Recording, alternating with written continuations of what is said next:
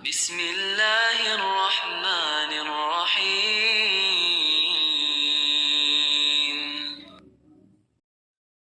Assalamualaikum warahmatullahi wabarakatuh. Alhamdulillah, wassalatu wassalamu ala rasulillah wa ala alihi wa ashabihi wa mawala amma ba'du.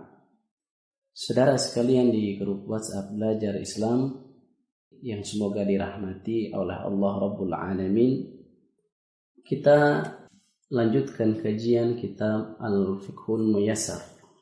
Kali ini membahas tentang kewajiban sholat. Penulis berkata, Al-Mas'alatul Khamisah, pembahasan kelima tentang kewajiban sholat. Sebelumnya bahwa istilah kewajiban sholat adalah pendapat ulama Al-Hanafiyah dan Al-Hanabilah dengan adanya perbedaan dalam rinciannya. Adapun ulama Syafi'iyah dan Malikiyah, mereka hanya menyebutkan syarat, rukun, dan sunnah-sunnah dalam sholat. Tidak ada istilah kewajiban sholat. Kemudian penulis berkata kewajiban sholat ada 8. Sholat seseorang batal karena meninggalkannya dengan sengaja, dan gugur kewajibannya karena lupa atau karena tidak tahu. Kemudian ketika ditinggalkan karena lupa, maka wajib baginya melakukan sujud sahwi. Jadi kewajiban sholat adalah beberapa perkara yang jika ditinggalkan secara sengaja, maka batal sholatnya. Adapun jika ditinggalkan karena lupa atau tidak tahu, maka menjadi gugur kewajiban tersebut dan diganti dengan sujud sahwi. Selanjutnya penulis berkata, perbedaan antara kewajiban sholat dengan rukun, bahwa ketika seseorang lupa meninggalkan rukun, maka sholatnya tidak sah kecuali jika dia mengulanginya lagi.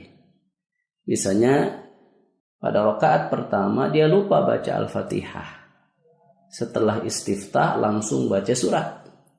Lalu ketika di rakaat kedua baru ingat bahwa dia tidak baca surah Al-Fatihah yang merupakan rukun sholat. Maka rakaat pertama tidak dianggap sebagai satu rakaat. Adapun orang yang lupa meninggalkan kewajiban sholat, maka cukup diganti dengan sujud sahwi sebagaimana tadi telah disampaikan oleh penulis. Walhasil, rukun itu lebih wajib daripada kewajiban sholat. Rincian kewajiban sholat adalah sebagai berikut. Pertama, semua takbir dalam sholat selain takbiratul ihram. Takbir tersebut dinamakan takbir intiqal atau takbir perpindahan dari satu perbuatan sholat ke perbuatan yang lainnya. Ya, semua takbir yang ada dalam sholat itu disebut takbir intiqal dan hukumnya adalah wajib. Adapun takbiratul ihram hukumnya adalah rukun sholat.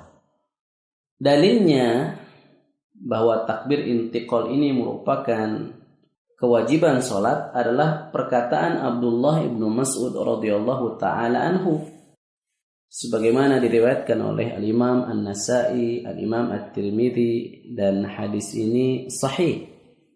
Beliau berkata, Ra'aitun nabiyya sallallahu alaihi wasallam yukabbiru fi kulli raf'in wa khafdin wa qiyamin wa qu'udin.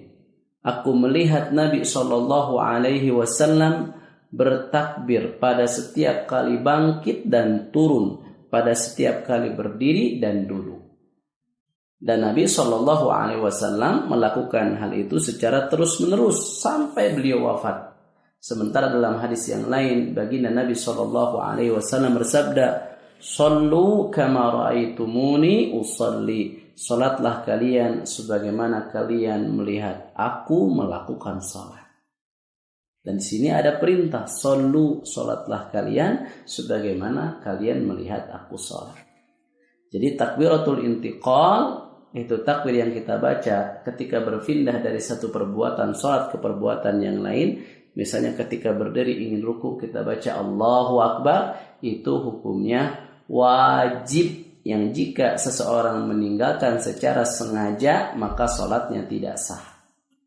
Yang kedua yang termasuk kewajiban salat adalah membaca Sami'allahu liman hamidah bagi imam dan bagi orang yang salat sendirian. Dasarnya adalah hadis Abu Hurairah radhiyallahu taala anhu.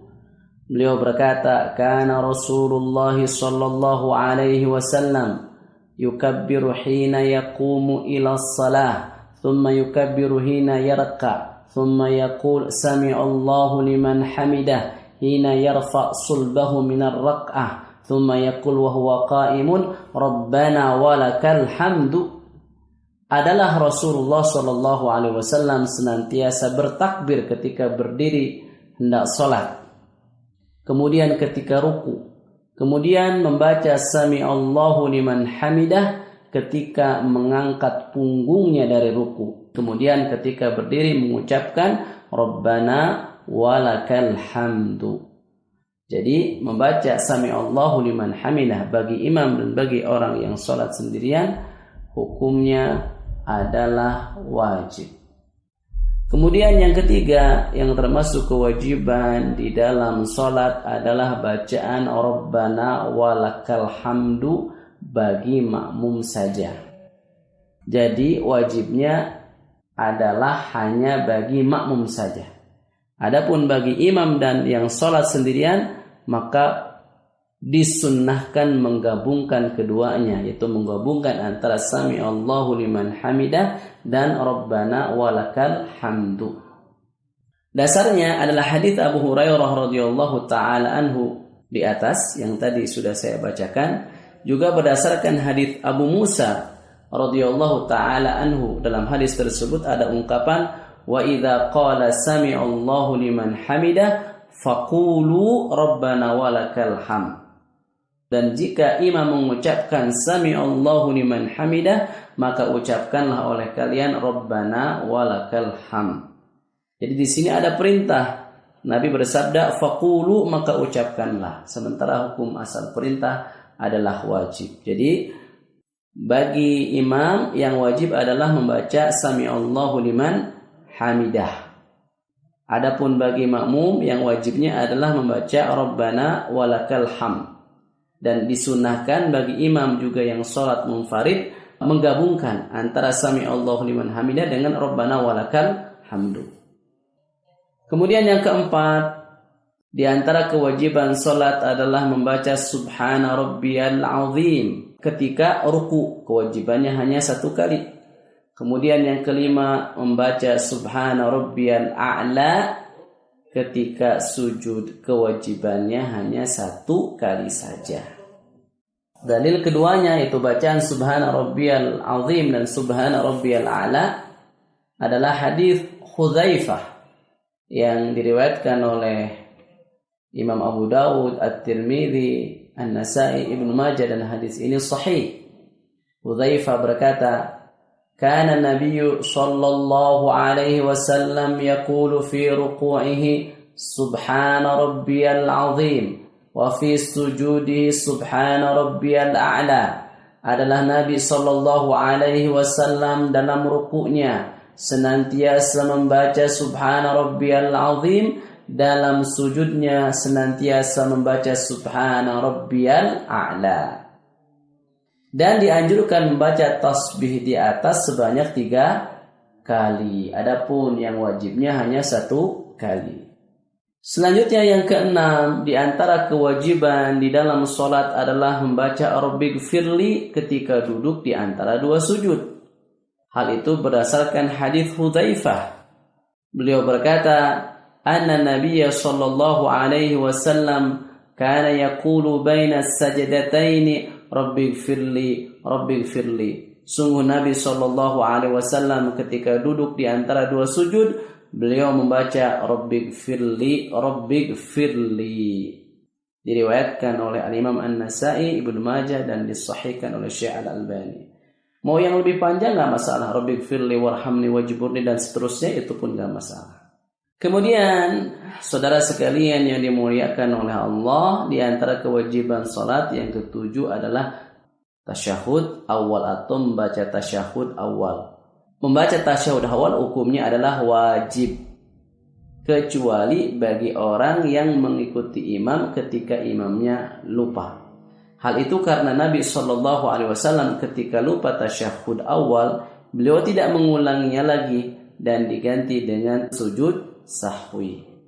Adapun bacaan tasyahud awal adalah sebagai berikut: At-tahiyyatu lillah was-salawat wat-thayyibat. Assalamu alayka ayyuhan nabi wa rahmatullah wa barakatuhu. Assalamu alayna wa ala ibadillahi as-salihin. Asyhadu an la ilaha illallah wa asyhadu anna Muhammadan abduhu wa rasuluh. Yang artinya penghormatan, sholawat, dan segala kebaikan hanya milik Allah. Kesejahteraan bagimu wahai Nabi, rahmat dan keberkahan. Kesejahteraan bagi kami dan bagi hamba-hamba Allah yang saleh. Aku bersaksi tidak ada ilah yang berhak diibadahi kecuali Allah, dan aku bersaksi bahwa Muhammad adalah hamba dan rasulnya. Kemudian yang kedelapan di antara kewajiban salat adalah duduk untuk tasyahud awal. Dasarnya adalah hadis Abdullah ibnu Mas'ud radhiyallahu taala anhu secara marfu. Maksudnya sampai kepada Nabi sallallahu alaihi wasallam, yang diriwayatkan oleh Al-Imam Ahmad, demikian pula Al-Imam An-Nasai. Kata Abdullah ibnu Mas'ud, "Idza qa'adtum fi kulli raq'ataini faqulu at-tahiyyatu lillah."